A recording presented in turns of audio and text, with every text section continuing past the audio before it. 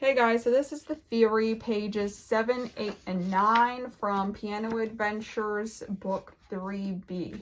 I already did page 6 in a separate video, but my dogs wouldn't stop barking, so here I am making another video.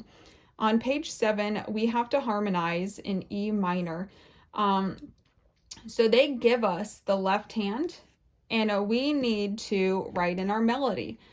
You don't have to use the rhythm that's provided. You can use whatever rhythm you want.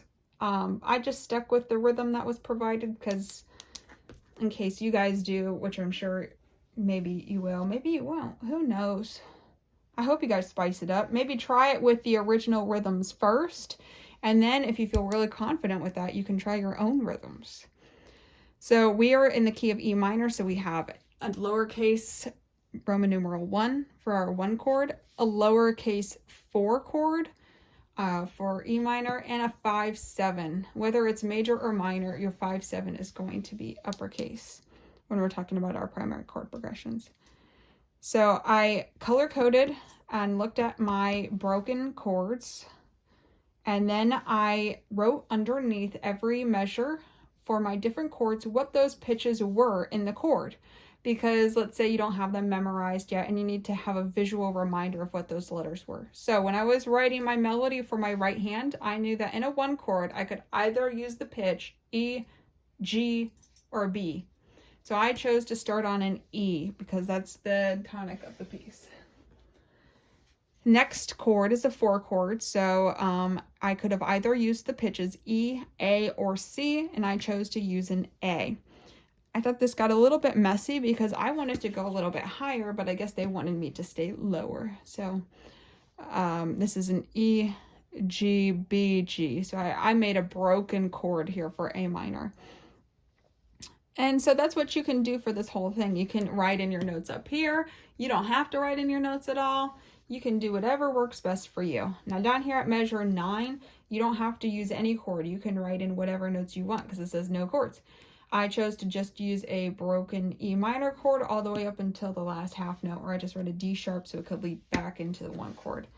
Now number 3 says name the form of this piece. I said it was a ternary form because it's A, B, A. A, you play through, you hit B. This is a completely new section, looks totally different than everything we played up here. And then da capo al fine, go back to the beginning, A, and play to the fine. So A, B, A. Next page, rage over the lost chords, identifying primary chords in both major and minor keys. Remembering to use lowercase Roman numerals for minor chords and uppercase for major. So that's what it looks like for a 1 chord, and then you have a 4 chord uppercase and lowercase. So I said a 4 chord, major, lowercase 4, uppercase 1, uppercase 4, 5-7 chord, lowercase 1, uppercase 1, and a lowercase 4. For some of these that are broken, you need to identify what the root is. So look and see what is your lowest pitch here and then stack them up to make a triad. You don't have to quite do that for your blocked chords. They're a little bit more visually appealing. But for your broken chords, you may find that easier to write out your letters. So for section 2 and section 3, they want you to harmonize the melody with a 1, 4, or 5-7 chord. For section 2, it's major. For section 3, it's minor. So you have to make sure you're watching your uppercase and your lowercase. So I said 1, 4, 5, 7, 1, and I made a oopsie poopsie here, so I had to use whiteout because this is not erasable. Shame on me. 1 chord, 5-7, and you always want to end on your tonic. So I started on my tonic and I ended on my tonic. And I'm looking at what these notes are, and you can double check it on the piano as well. Does it sound like the right hand is in the same chord as the left hand? And if not, then you need to reassess. Same thing for section 3. This one is a little bit easier to see because we actually can look at all of our broken notes in our 1 chord, our notes in our broken chord. So 1, 4, 1, 5, 7, 1. And that's just the chord progression. So that's that one. This was super easy. For page 9, writing your own finale, they want you to look at the chords provided above as if it is lead sheet, and then you're going to write in your melody. Once again, they gave you rhythms. You don't have to use the rhythms. You can. And making sure that you're staying inside the notes of the chord. So for E minor, you want to use E, G, B. For A minor, you want to use A, C, E. For B minor, you want to use B, D, or F sharp.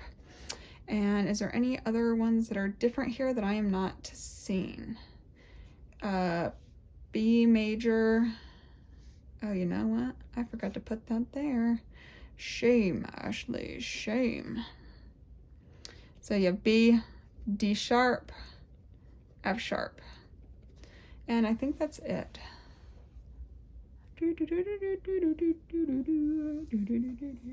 So you can see here, this chord progression in the first line is the same as the second line, which is the same as the last line. So you have A, B, A for your progression. So I chose to stick with the melody that I wrote for the first two measures. And then this measure is just a little bit different. And it says to write in your pedal markings, and you want to draw in your pedal markings after every chord. If you're not lifting your pedal after every chord, it's going to smear and it's not going to sound very pleasant. So remember, if it's just a letter, like it's just B right here, and there's no M after it, then this means that it is a major chord. If there is a lowercase m after it, then it is referring to a minor chord. Okay, I hope you find this helpful.